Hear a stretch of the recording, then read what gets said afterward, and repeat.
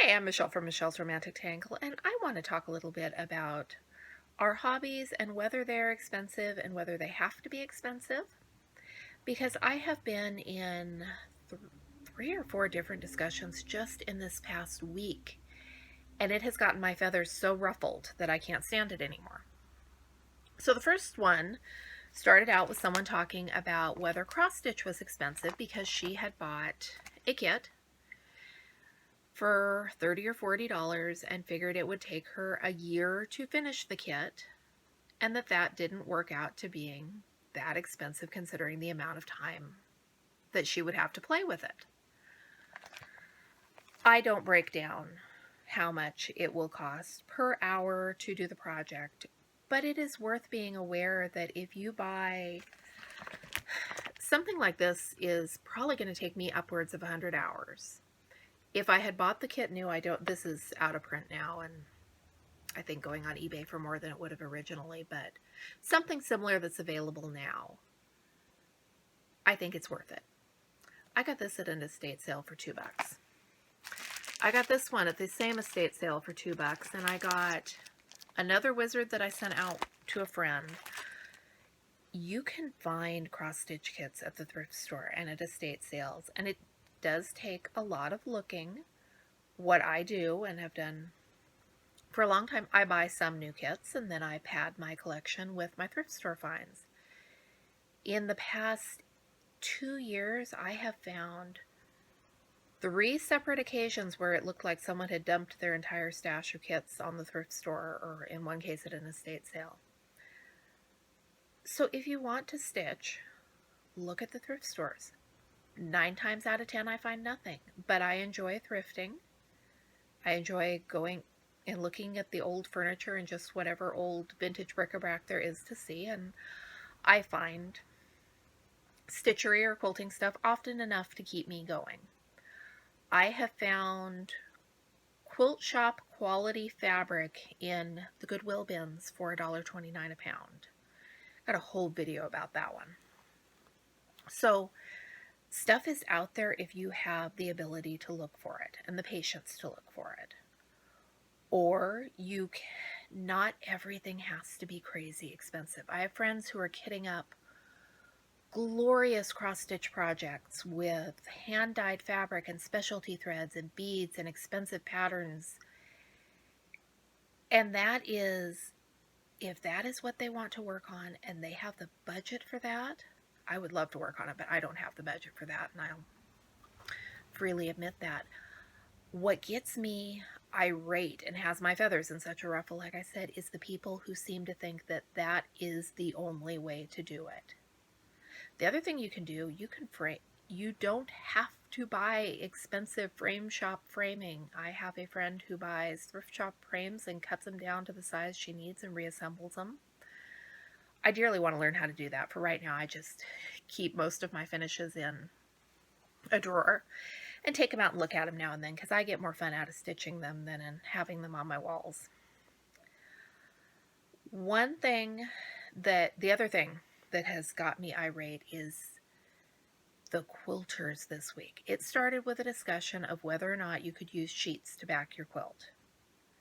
And there are so many people who say that you can't. If they don't want to use sheets on their quilt, I'm not going to argue with them. But so many people are saying you can't do this. This is my favorite quilt in the whole world. One of my favorite quilts in the whole world. I backed it with a flannel sheet from the quilt shop. A flannel sheet from the thrift shop. I'll insert a picture of another of my absolute favorite quilts.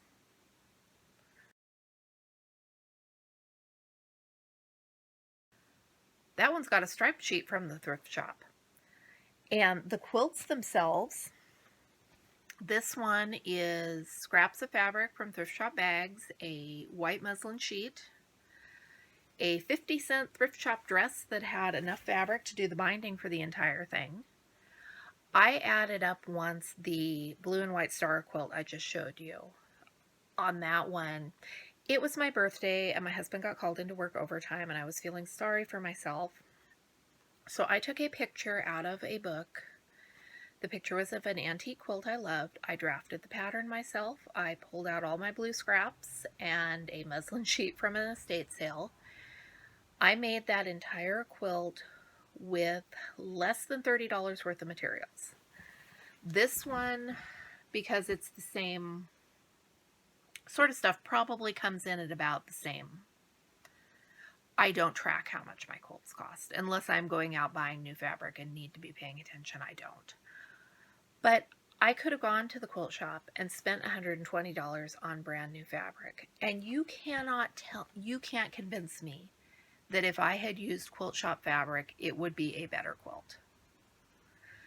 This one I might have used template plastic, but I think I used cereal box templates and cut all of these little wedges by hand with scissors. I did not use a rotary cutter just because this quilt doesn't lend itself to that.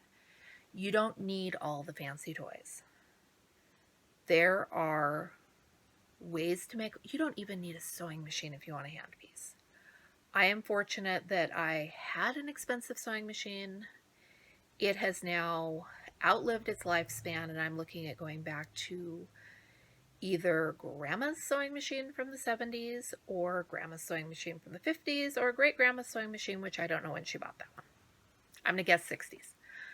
Because those old vintage metal machines work well. And I am told you can free motion quilt with them. I have not taken the jump to learn yet because I learned to free motion quilt with the machine I was using at the time. That's another thing. My grandma, when I first wanted to learn to quilt, told me that I couldn't do it because I didn't have the money to pay to have them professionally quilted. I don't know who told her about long arm quilters and put that bug in her ear. I learned to do it myself. You can meander on a lot of regular machines. You can learn to do this stuff yourself, and the more you do it yourself, first of all, I'm a control freak, and if I had the money to send it out to a long arm quilter, I'm not sure that I'd want to, because this is my baby. I'm not sending my baby for somebody else to quilt. Not this week, but I have heard the same thing with yarn. The whole first few years I was knitting, acrylic was inferior. You had to use quilt shop wool or you were doing something wrong. There are things that you cannot do. Acrylic is not going to make you a lacy blocked scarf. It just, the mechanics of how the yarn works aren't there. You can make sweaters out of acrylic. You can make baby clothes out of acrylic. I have knit socks from Red Heart Super Saver, and it's possible. I don't necessarily recommend it. I think I was doing it to see if it could be done. Lion Brand Woolies makes some pretty decent socks. And if you let yourself work with acrylic, it is out there at thrift shops and estate sales, and the world is full of yarn if you don't stick with the belief that the only yarn worth knitting with is the pricey stuff. And that again is where I get into the cost per hour, because I will knit a pair of plain socks in about a week and a half of TV knit watching with the family. I'm not going to spend $40 on yarn for a pair of socks that is going to take me a week and a half. If I had the money, believe me, I would, because that yarn is gorgeous. But there are more affordable yarns out there. Hobby Lobby has an annual yarn clearance sale where it's 75% off. If you can hit that sale, the timing is tricky. You have to be at the store at the right moment. But boy, if you can hit it right, it is worth doing. You can salvage yarn out of sweaters from thrift shops or the estate sales. Before you jump and try that, the construction of the original sweater is important. Not all sweaters can be unraveled for their yarn.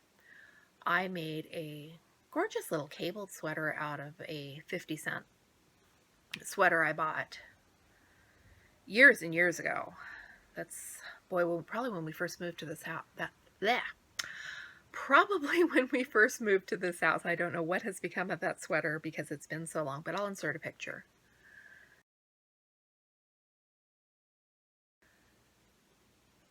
So now that I've rambled at you, let me know, what do you have to have the best of the best and the newest of the new, or are you more flexible? I'm flexible, and it helps a lot that my taste is traditional. I'm easy to please. I would love to have the brand new Tula Pink, but I don't have to have it in order for me to make a quilt. I'm just going to keep holding this thing up through the whole video.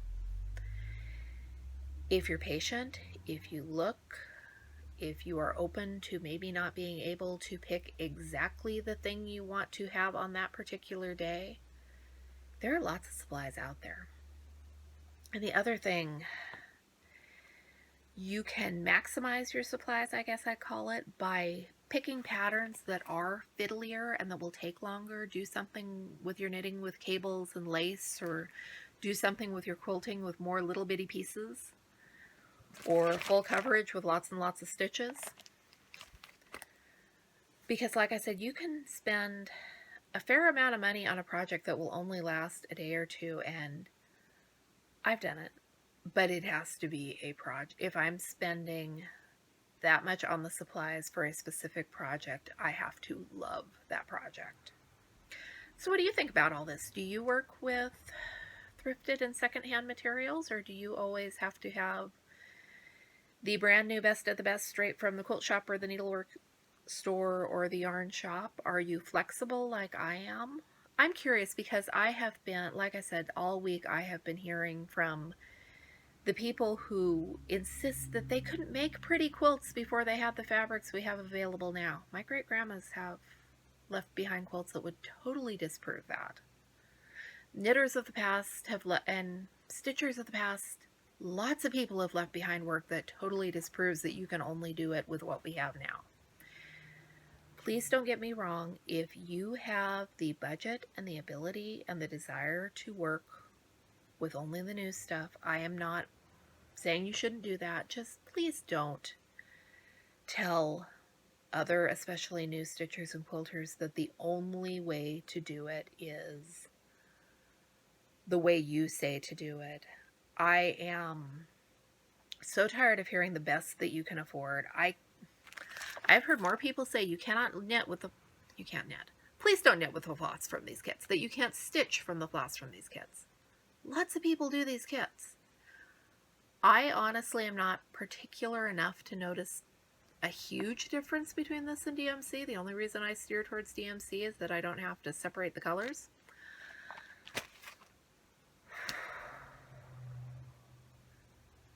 You don't have to have cotton from the quilt shop. There are different grades of cotton, and you can get used to feeling them and deciding if this is something you do or do not want to touch and have in your quilt. My mom, we have been talking for years about the 3 yards of red cotton she bought from the quilt shop that bled and bled and bled. She did everything, and she finally wound up throwing that fabric away because it was unusable. And she paid quilt shop prices for that fabric. I don't know why it was. I have no explanation for that one.